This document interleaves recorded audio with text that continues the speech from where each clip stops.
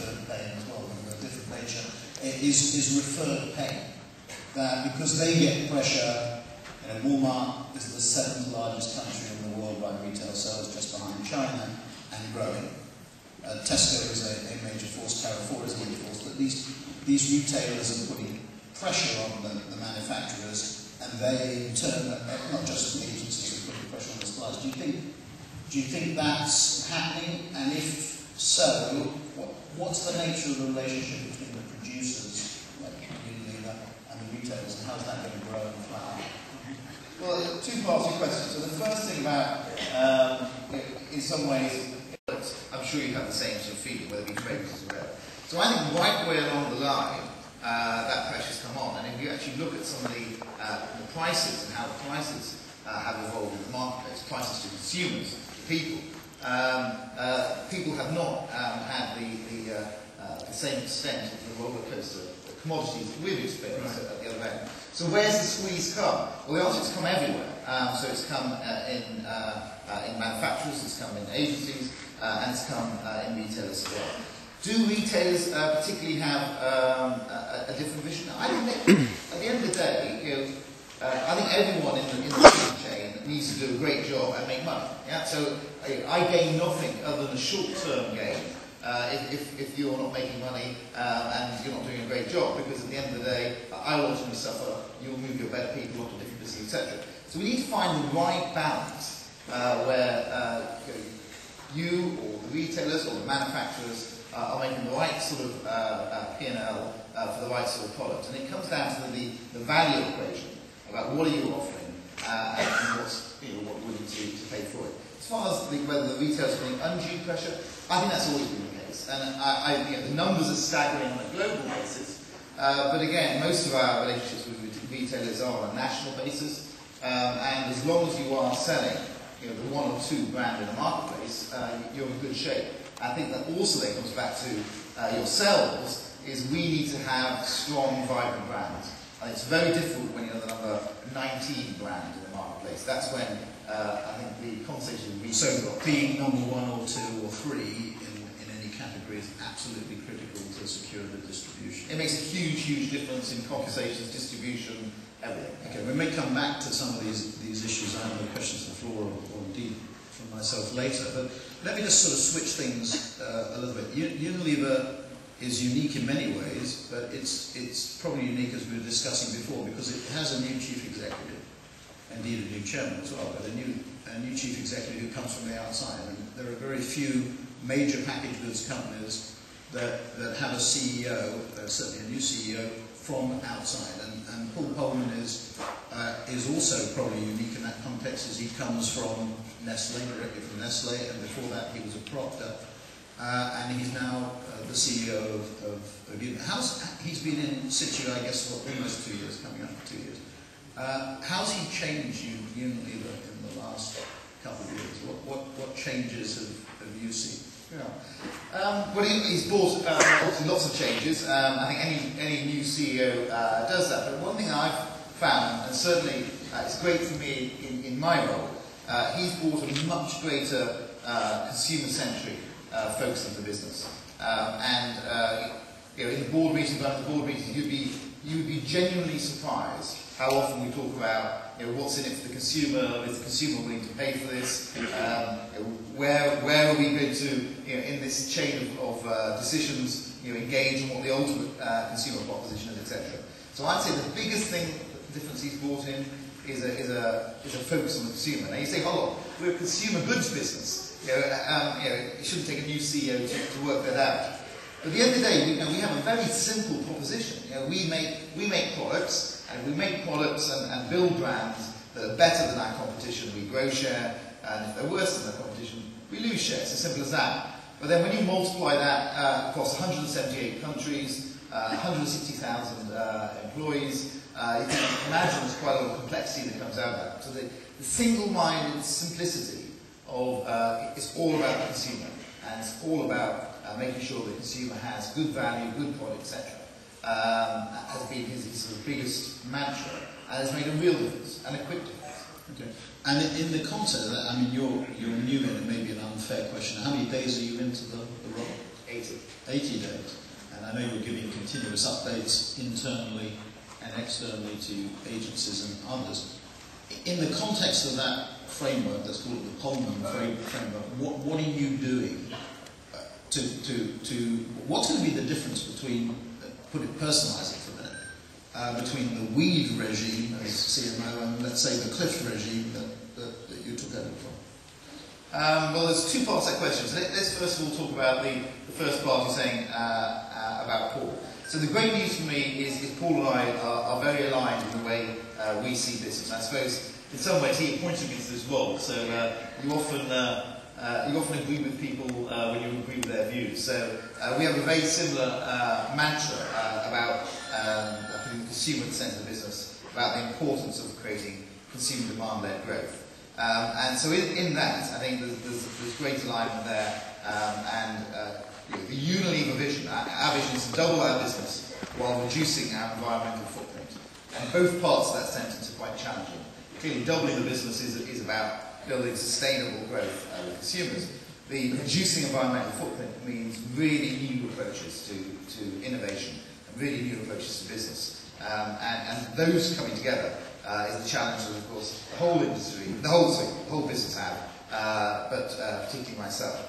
As far as differences between me and Simon, well, let me declare my interest. Simon's a really good friend of mine. He's a godfather of one of my children, and Simon did a great job in setting up the marketing platform that I've now got. But of course, there are big challenges. We're in the middle of a digital revolution. Now, I know everybody talks about digital right now, etc., etc. But the truth of the matter is, I think it is bigger than even the most stretchy visions that people see. And whichever way you cut it, we have this multiplying effect going on of digitization and globalization.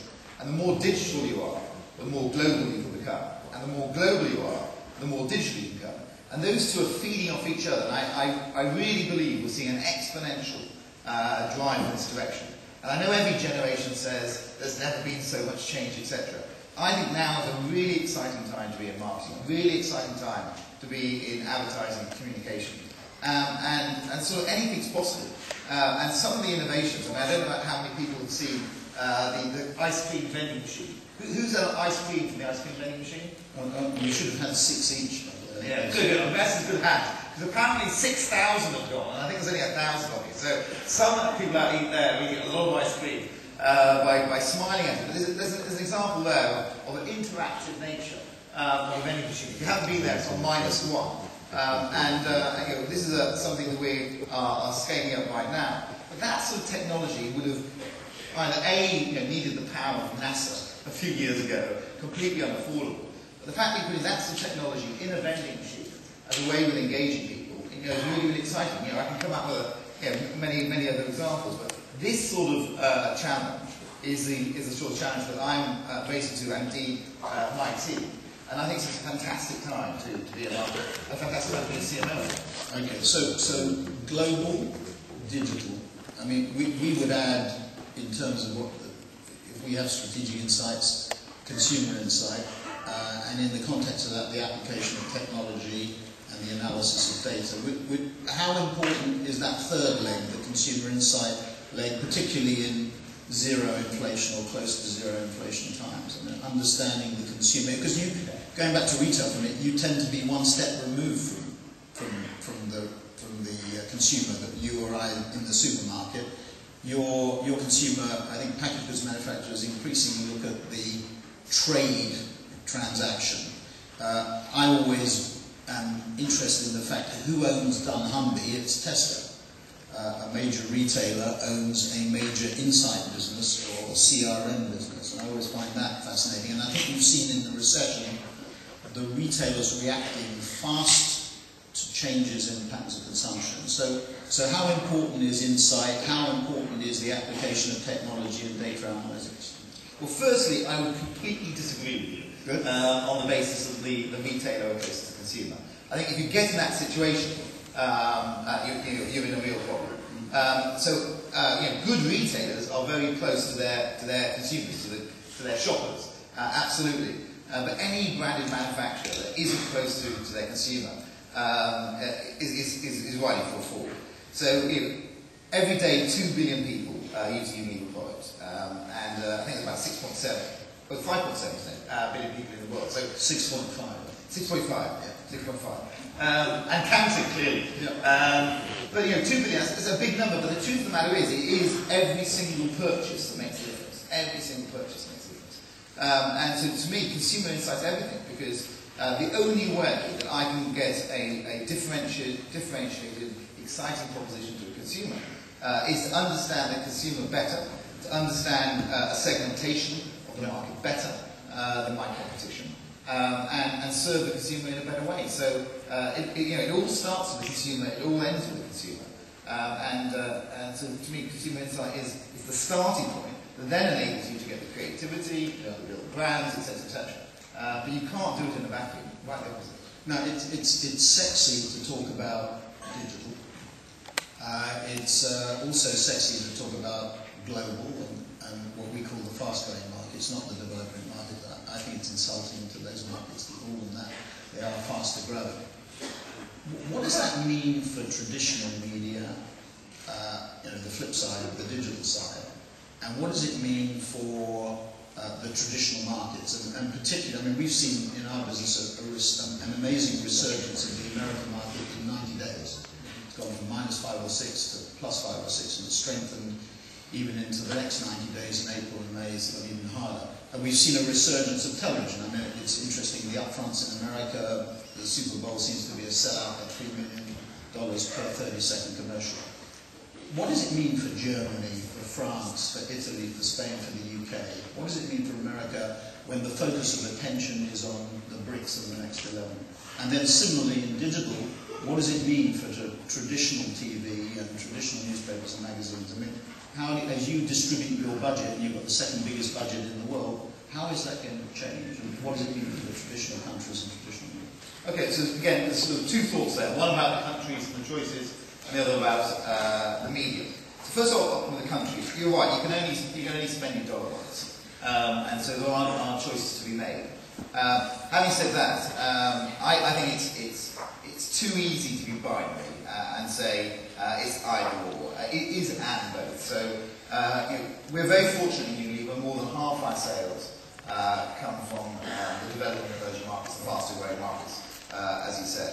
And that's actually is not typical. If you look at mostly the big consumer goods businesses. One of the benefits of the British Empire. Well, actually, it's and the Commonwealth. Well, actually, given that we're Anglo-Dutch, I have to thank the Dutch Empire and the British Empire. So, if you go to Indonesia, thank you to the Dutch Empire, we are the biggest thing in town in Indonesia. We have a massive business in India, for example. And if you go to places like Brazil, the most loved and famous brand in Brazil is Omo. It's not Disney, it's not Coke, it's not Microsoft, it's Omo.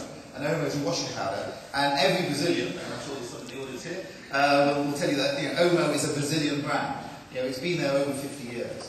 And likewise, we went to South Africa. One of the most loved washing powder brands in South Africa is Omo again. And it's seen as a local brand.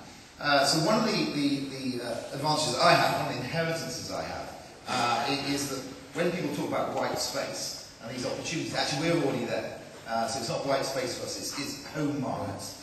So we have a big presence in the Indias, Brazils, the Chinas of this world. And I certainly don't want to squander that inheritance. So we will grow those markets quickly, and we'll grow share in those markets. And I separate those 2 points because I think you can get over-fascinated on share. Now, share is critically important for people like ourselves. It's a sign of winning. It's a sign of you're doing a better job than the other guy. So share is critically important. But actually, if you have a big share, you can create more business by developing the market than just growing share. And of course, if you develop the market and you have half the market, then the lion's share of it comes to you. So when we're looking at the developing emerging markets, we have a double agenda. We have market development, so how do we engage in household cleaning, for instance, across Asia, etc. And we also have share growth as well. In the developed markets, we have massive businesses in the US and Europe and Japan, and we'd be mad to walk away from it. So we will be highly competitive. You have to fight incredibly hard to actually sort of stand still, and incredibly harder again to grow share. We have to do that. If not, the business cannot balance. Because while we might have more than half our business in the developed and emerging market, by definition, we have just under half our business. So it's a both with different strategies. In answer to your question about the digital thing, look, I think you need to fish where the fish are. So I have made it very clear that I will drive Unilever to be at the leading edge in digital marketing. This is not because I have a particular love of digital. What is absolutely clear is the consumer is spending more and more time engaging in the whole digital space. And as a mass marketer, as a person who wants to engage with as many consumers as possible, I need to be where the consumer is. But actually more than that, I need to be ahead of the consumer, so we're there when the consumer arrives. So it's absolutely pointless, me discovering at the same time as the consumer, going up the same learning curve as the average consumer in digital. We have to be ahead of where the consumer is. So as far as the media choice across, from TV right the way through to all the areas of digital, we will create the balance that reflects the task. So it would be incorrect to suddenly swing and have a huge percentage of money in digital in a country where digital isn't very developed. Now in the US, when people are spending 25% of their time in some sort of digital engagement, then you should be looking at budgets in that order. Where are you now? Where are you in terms of what proportion of your budget is digital? And it's very difficult to define, as we know. What would you say it is now? Well, that's a figure we don't talk about publicly, even to you, Martin. Oh dear. No, the reason being is there is competitive advantage in understanding people's strategies. Now, the thing I will tell you, it varies hugely. So you will find that we will be up in the 20% areas in markets like the US, and you will find we're down in single figures in markets that aren't so developed. What I can tell you is this year we will double our spend on digital. Obviously with a smaller base than TV, right. But we will be doubling our spend. But you mentioned an audience attention span, if you put it that way, audience engagement. You're right. You just winced to make me feel even worse about the fact, even better about the fact you wouldn't tell me. You would never feel bad about people. I've never seen a Thank you very much. Thank you very much. How many people see the compassionate Martin soul? I mean, how is that? Go on, there's nothing someone from WPP is going to stick up. There'll be a few P45s floating around if they're on. There's a hand over there. Take a promotion. But come back, you mentioned 25% as consumer engagement. And I've seen figures of 20. Our figure that we most commonly see is 20. Mary Meeker, I think, said in the context of the US market, Morgan Stanley, 27. I've seen third figures. That would imply that the target in your mind is 25%, unless you upweight for the fact that we're seeing higher growth and you go even beyond that. Is that where? Well, again, I think it does come back to, I talked about countries, it also comes back to categories and who you're targeting. Right. You need to know, if you're going to engage with housewives in Shanghai, that they're spending on average 3 hours online a day. Yeah? If you don't know that, then you're not going to be engaging with housewives in Shanghai. So, what category you're in will then give you guidance to what strategy you should have. And I love the expression someone told me the other day about digital marketing. They said digital marketing is like high school sex. Everybody's talking about it. A few people are doing it, and those who are doing it aren't doing it very well.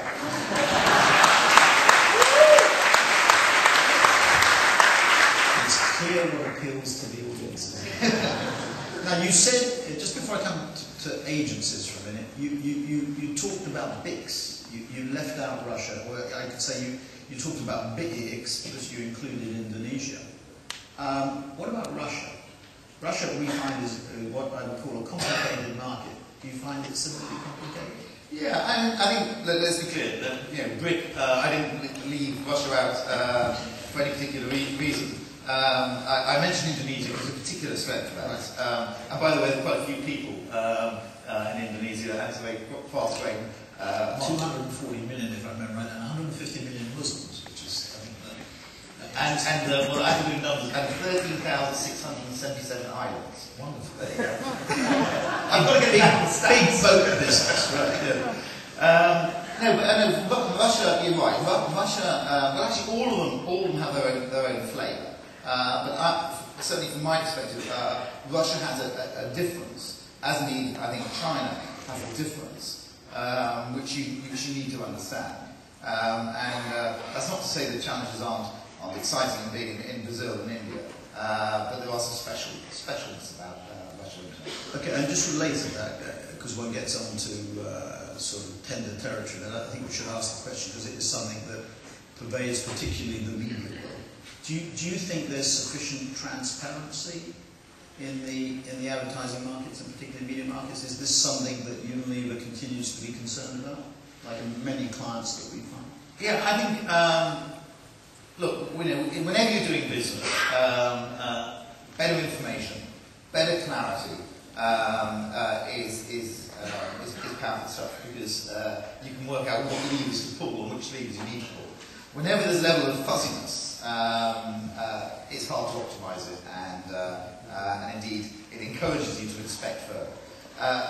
If you wind the clock back only a handful of years, I think there was a great deal more fuzziness. So I think there's been a huge step forward in transparency, and a huge step forward in understanding the levers as such. Now that's from our perspective. I don't know, we're a big advertiser, and options is an area that we lean on heavily. Well, actually, we lean on heavily with you. For us, it's definitely moving in the right direction. I still think there are some markets that are more opaque than others without mentioning them. Right. You know the ones we're talking about, which we still need to get closer to, and we need to unpack, because I won't be happy until we are. Well, I just make the observation, which we've lived in an era of Sarbanes-Oxley. We have a new act coming in, which has been passed by Parliament in the UK, but has not been implemented. Will be shortly with the UK Bribery Act, which has massive ramifications, which I don't think anybody has really thought through yet, because even it doesn't apply just to UK companies based in the UK. It applies to any company in the world that has operations in the UK. So they're bound by the same legislation. So I think transparency is going to become an even bigger issue. Let me turn to agencies. Which is great news. Yeah, absolutely. Which is let me turn to agencies. Do big agencies do the best work for you and Unilever in your experience, or small agencies? I don't think it is. I don't think it's the sort of the size of the dog in the fight that's important. It's the size of the fight in the dog. So I would prefer to have someone who's sort of hungry and great, motivated, talented, working on my business. Now the truth of the matter is, you can find those in every agency. And the fact that your agencies or any of the big agencies are big, by definition they're growing big because we have small ones too. Certainly in the current environment you might be arguing you can take a big agency and make it small quite quickly.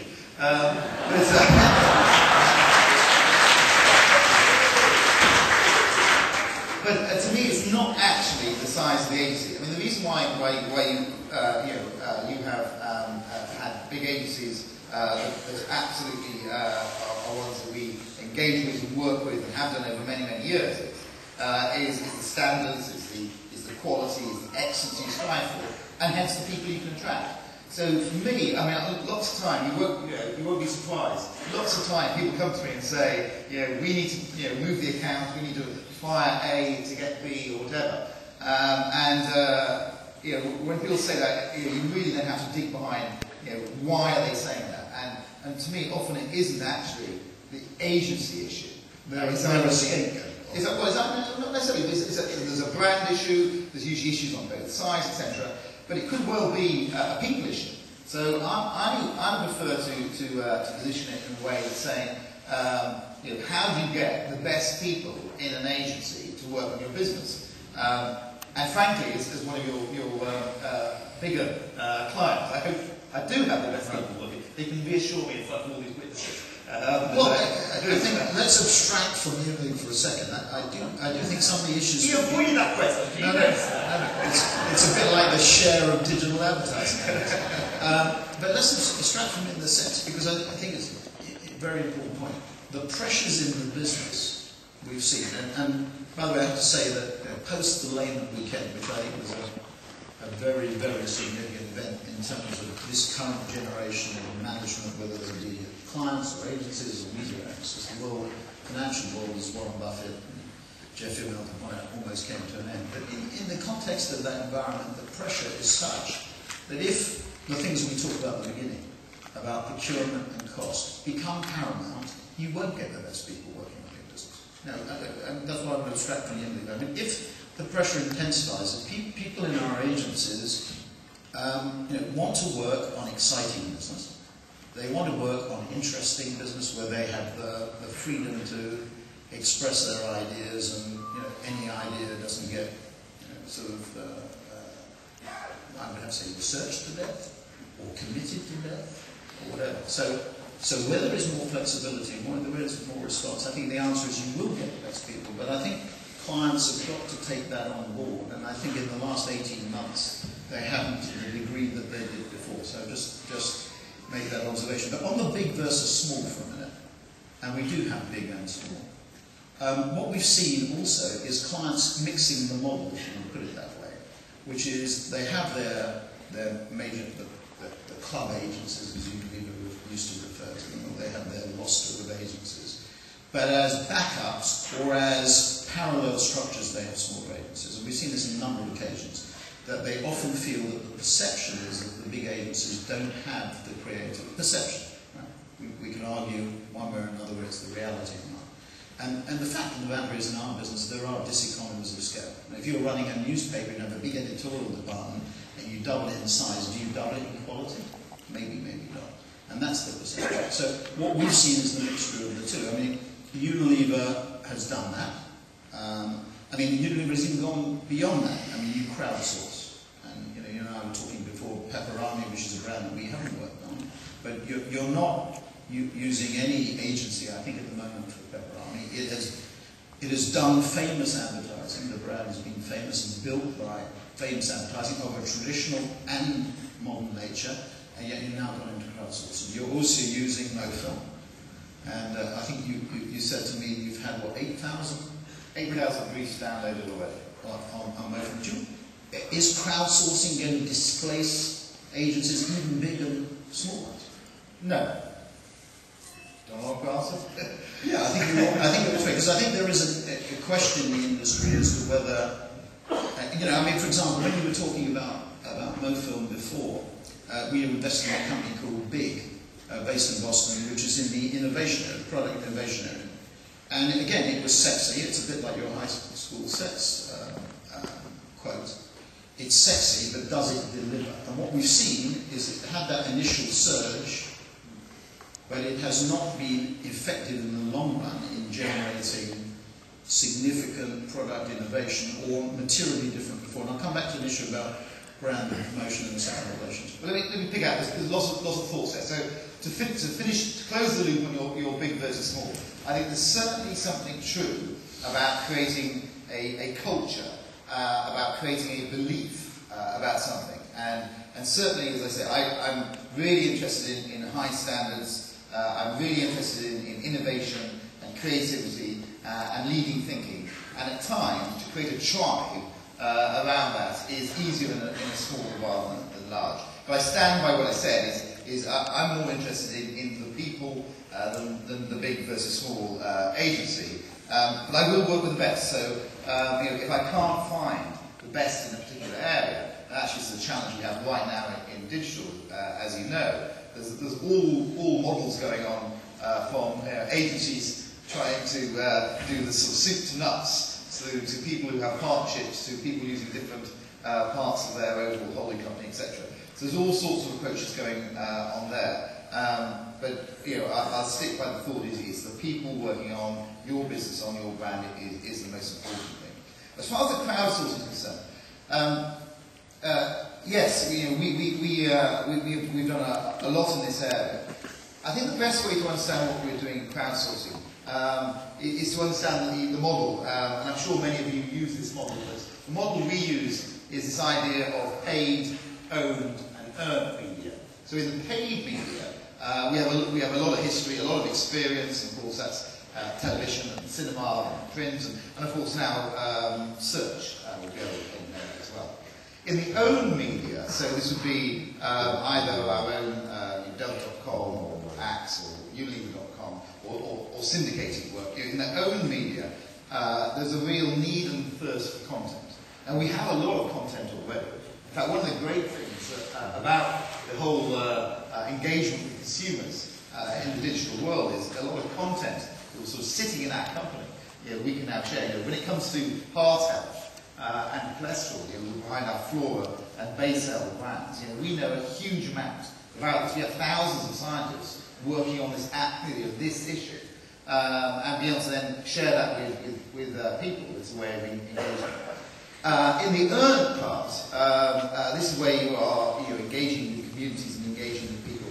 And again, content is really important. So what crowdsourcing does, as far as I'm concerned, it engages people in our brands, and that's the most important thing. And I want to be able to leverage this fantastic revolution we're going through right now to create real engagement with people buying our brands, to be able to build brands with them, so it's co-inventing, co-creating, and it's exciting capability. And to me, the biggest part of crowdsourcing is that. And we will then use some of that content, of course, digitally. It's not in any way, and I hasten to stress this to reassure you and others, it's not in any way are we imagining that we would convert completely to crowdsourcing. And why? I mean, at the end of the day, you go on holiday, you go on vacation, and you take some really nice films. And over the years, with all the technology and fabulous editing you can now do on your iMac or whatever, you create really high quality films. But do you really believe you're competing with Hollywood? No, you're not. But you're creating little films about your family. I think it's the same thing. What I've been looking for from yourself and creative agencies, etc., is the really brilliant ideas, is the really creative cut-through ideas. And I believe I'll see more of that working with skilled and talented people in agencies than I will get that from crowdsourcing. Now, will I pilot and test things? Absolutely. So you're completely right to point out Pepperami before you come back and say, ha, all our Pepperami. So Pepperami, we are doing all our communication through crowdsourcing. And if you're going to be an innovator, if you want to lead, and indeed I have every intention of doing exactly that, you're going to need pilots that even go against your overall approach. So in general, I'm not going to use crowdsourcing as a substitute. The exception is Pepperami. Just a point that journalists, and there are several in the audience, are terrified, I think that's not putting it too strongly, by user-generated content and citizen journalists displacing. I mean, there are examples. An early example was 09 News in Korea, 2 journalists fired by a traditional media owner who broke 4 of the most important stories in South Korea a couple of years ago by setting up an online journalism, by actually paying for stories, small amounts of money, paying for stories from citizen journalists. So this disintermediation, for want of a better word, is a worry, I think, and agencies, I think, are conscious of it. It's very reassuring to hear you say that it won't displace it, although in the case of Pepperami it has displaced it, so we have to see that. Just on the quality will win. So I mean, the pushback and the challenge to yourselves and all those working in agencies is at the end of the day, it is all about great work. It is all about quality, because I've got a big competitive streak in me, and I want to have the best communication, the best advertising, whether that be traditional, whether that be digital, etc., on our brands, because that's the way we'll win. And if you guys can provide that, then absolutely, I'm paying. Okay. Now, we've seen America bite back, in the sense that America has come out of the recession driven by the fiscal stimulus, which President Obama wants to keep in place, as he's telling the G8 today. And we've seen traditional media come back as well. Television we've seen categories that were under pressure like cars, like automobiles, financial services come back, and that's led to the Super Bowl statistic that it seems that the upfront negotiation of the Super Bowl is pretty much sold out at $3 million per 30 seconds, which is a record price. Do you think that the jury is still out on the effectiveness of digital in terms of brand building? Because certainly we have a major research business, and we spend a lot of time looking at the relative effectiveness of old and new. And I think all generalizations are dangerous, but let's try and make them certainly for the purposes of this conversation. Traditional media seem to us still to be the best, amongst the best ways of building brands. One-to-one communication seems to us to be a more promotional device, and less about brand building and more tactical, less strategic and tactical. Is that your view, or do you see... No, actually, funny enough, I have quite the opposite view. So it's interesting to hear you say that. No, so as far as I'm concerned, of course, TV is, and always will be in my lifetime, a vast part of what we do. As I say, we're a mass marketer, so we want to get to many, many people. And the best way of getting to those mass audiences right now is through television. I think through television, through video. I mean, the moving picture is not going to die. So, whether it goes from the first screen to the second to the third, or etc. That's a different story. But the idea that we're going to have people engaging with moving pictures is here to stay as far as I'm concerned. So I'm going to need to have fabulous moving picture creative. I think the opportunity actually in digital is to have a one-on-one relationship that actually does engage and build relationships with people. So for instance, if you go on the Ben & Jerry's Facebook page, we have over 1 million fans. There are pop stars who died to have 1 million fans. We have over 1 million fans of Ben & Jerry's ice cream.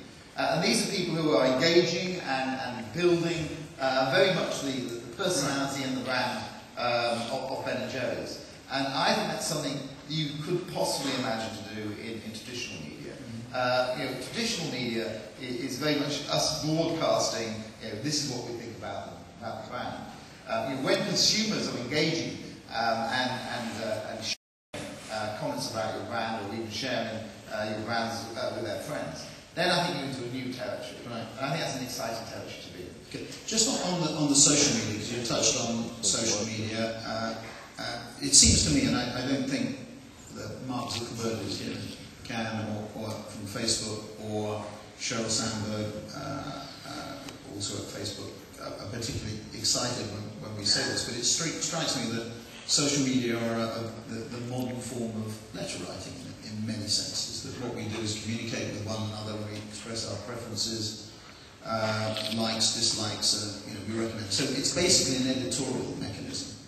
And what we've seen even in the case of Facebook, I mean, Mark Zuckerberg must be the person on the planet that knows most about social media and its implications. Facebook is the 3rd largest country in the world, already in the infancy in terms of its growth. When you try and monetize it, and they tried to monetize it, for example, in the beacon context and 1 or 2 other contexts in the search context, they've fallen foul of even their most loyal users and have changed their approach within 24 hours, 48 hours.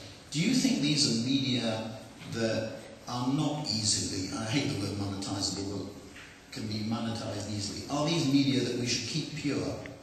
That they're editorial media? I mean, if I can get a journalist to write a good article on WPP, difficult, but sometimes achievable, or certainly a less worse one, it's better than taking a paid-for ad next to the article. So, do you think these are pure media we shouldn't bastardize by making them financially driven? Well, let me touch on the first thing you said first, and I'll come back to the second one. So the first thing, is it the modern day letter writing?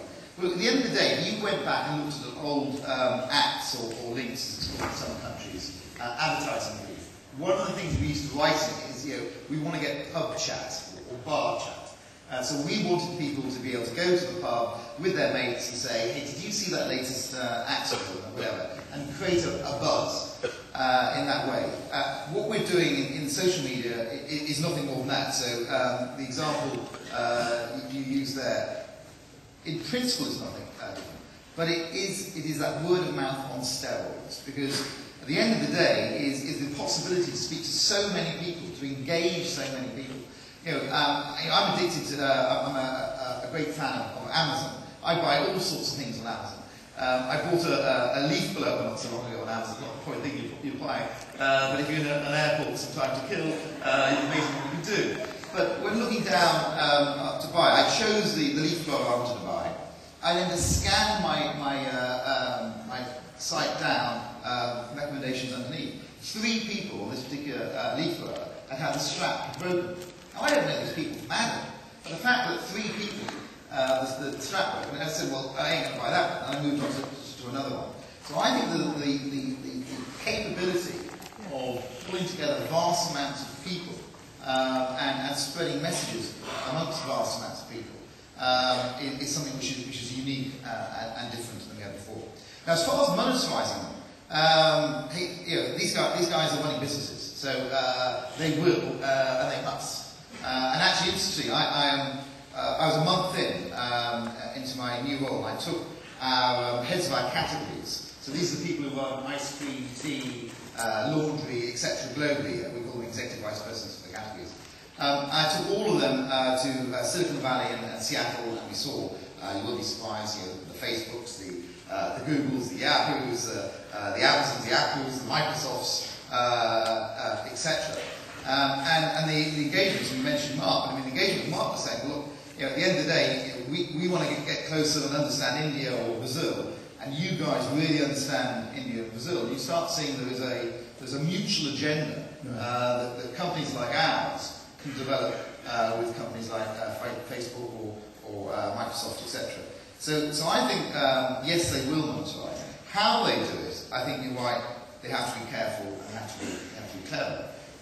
But the fact that, sort of inverted commas, business is bad, I don't buy that at all. I think brands are fabulous things. Brands simplify life. If you ever go and try and shop in a supermarket in a foreign country and you don't know the brands, you stumble around trying to find. In fact, someone this morning said to me, what's the equivalent of Advil in France? They wanted obviously to go and cure their hangover from last night. But without the brands, shopping is really difficult. You have 150,000 SKUs in a shop. So brands are great simplifiers. Brands are packaged. Right from the very beginning when Lord Leverhulme started with Sunlight Soap, what did he do? He took a commodity of soap, he put it in a pack, he called it Sunlight Soap, and you knew for that given price, that given value, you'd have repeatable quality each time you went to buy it, with the quality clean and quality fragrance, etc. So brands are fantastic simplifiers. They are a huge part of people's lives. So this idea that somehow brands are going to pollute Facebook, to me is not true at all. But they're very much alive in Facebook. Now, the challenge for the whole of the social media is how do you then find a business model that extracts value on that? So you're not worried, let me just extend that a little bit, you're not worried by some of the anti-business messages that we hear? You're not worried about some of the anti-commercialization messages, or is more good, or shouldn't we consume less, particularly in the Western world, that we've got ourselves in trouble by needless consumption? That doesn't worry you? Well, of course, anything that's sort of negative versus business worries me. But when it comes down to talking about our brands are force for good, I absolutely believe brands are force for good. You mentioned about the environment and consumption. As I said, part of our mission is to reduce our environmental footprint. It's hardly surprising that in Copenhagen that nations couldn't get together and agree the solution for the world as such. If you've got a consuming country like the States, you've got a producing country like China, how are they ever going to get an aligned agenda that works for both? Because at the end of the day, the people who run those nations have to represent their nation's needs. The great things about multinationals is we are country neutral.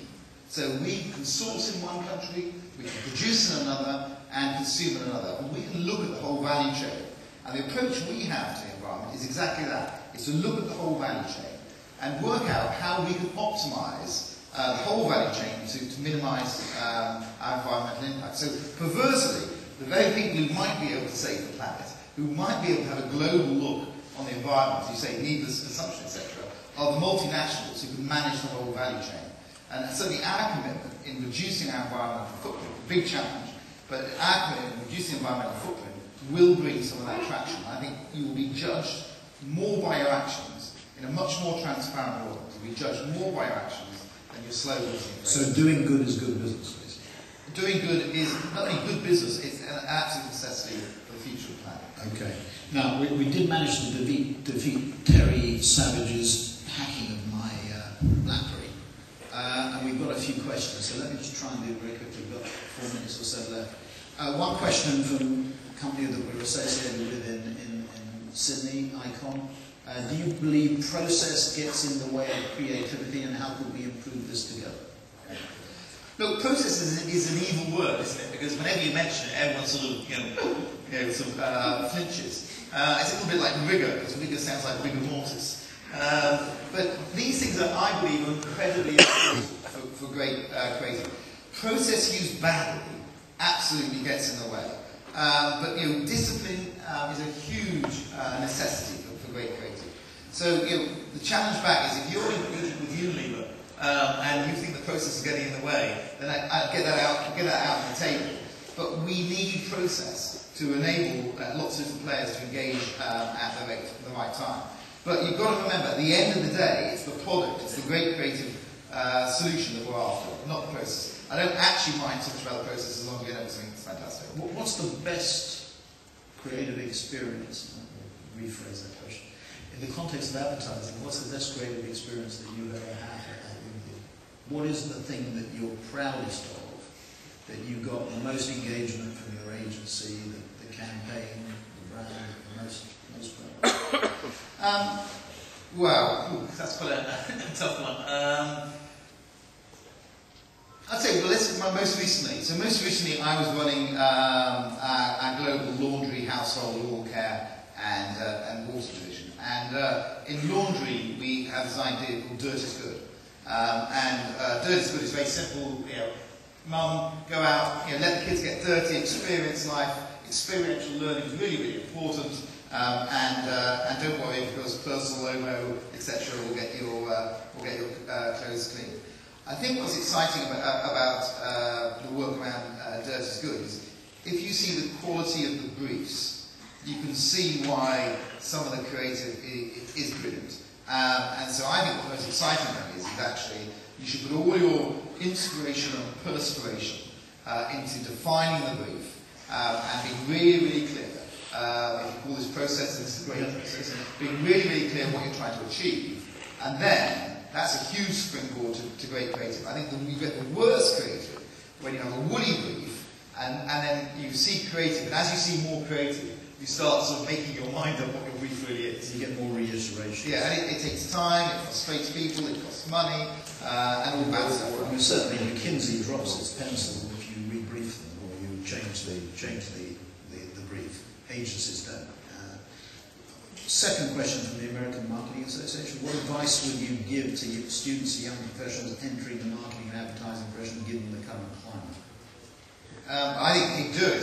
I think it's, marketing is the very thing that businesses need in tough times. I keep saying this. The finance guys in the business are counting where all the money's going. The marketing guys are counting where the money's coming from. So they're looking forward and finding out, how are we going to bring new businesses, how are we going to engage more consumers in the brands that we're selling. So I think now is a really exciting time to get into marketing, not just because of the digital revolution and all that's changing around it, but actually in tough economic times, that's when you have to do your best marketing. The expression that at high tide, all boats rise. At low tide, you're going to have to work a lot harder to make sure you do a great job. So power to the marketeer in tough markets. What languages should they learn? What language should they learn? Well, if they don't have English, start with English. And why? Because it is the most international language. After that, it's interesting. I've got a few friends who are learning Mandarin right now, and I'm not sure whether it's going to do them good or bad. Yeah, that's a very popular one. But I would argue if I had to Portuguese. If I had to go on this, I'd actually put Spanish after it. I'd go English, Spanish would be my Portuguese, and you get Portuguese a little bit for free if you could go down that person. One final question, because A little bit for free, I said. You have to do some. It's like if you learn French, you get Italian a little bit for free. You have to work a little bit. You get it a little bit. we shouldn't dwell too much on French in Italy, given what happens. I don't know how I'm going to feel about German on Sunday night, but we'll see. Especially on the penalties. One last thing. If we were going to have this conversation in 5 years' time, what would you we see you on the front of the Cannes magazine, we see you in the FT, the Wall Street Journal this week. Let's say 5 years. What would you like to see? What's the headline that you'd like to see online on whatever is the next iPad, what would you like to see? To be Unilever, to be revered for 5 years' time? Well, I mean, ultimately, it's the outcomes and the outputs that are most important. And as I said, we want to double our business, and that means big, serious growth. So the outcome of doubling our business is actually what I'd like to see. What are some of the things that then will probably make the headline to get there? I think we do need to be leading edge in digital. I do think we need to be an innovator. And I do think that we need to be the best marketing company in the world. So what I'd like to certainly see in 5 years' time are milestones on the way to that vision. And whether that is in 5 years, 3 years, 10 years, the timing to me is actually less important. I'm a man in a hurry, as you know, but the timing actually is less important. What I'd like to see is real progress to Unilever being a leading innovator in the marketplace. We did have the first black and white ad on the TV with SR in the UK. We had the first colour TV ad. We were right in there at the beginning on the iPad. In a couple of weeks, those of you who are engaging on Apple and iAd, we are going to be one of the first advertisers on iAd as well. That's on the iPad. If we get receptivity here. Receptivity on the iPad here in France has been atrocious in the last couple of days, certainly. So anyway, that's a very clear vision, Keith. I want to thank you in any event for doing what you've done this morning, but it is a devotion beyond the call of duty to sit there for an hour. I don't know whether we're going to be able to lever you out, and you might be stuck to that chair given your physical condition, but a big thank you for outlining the vision.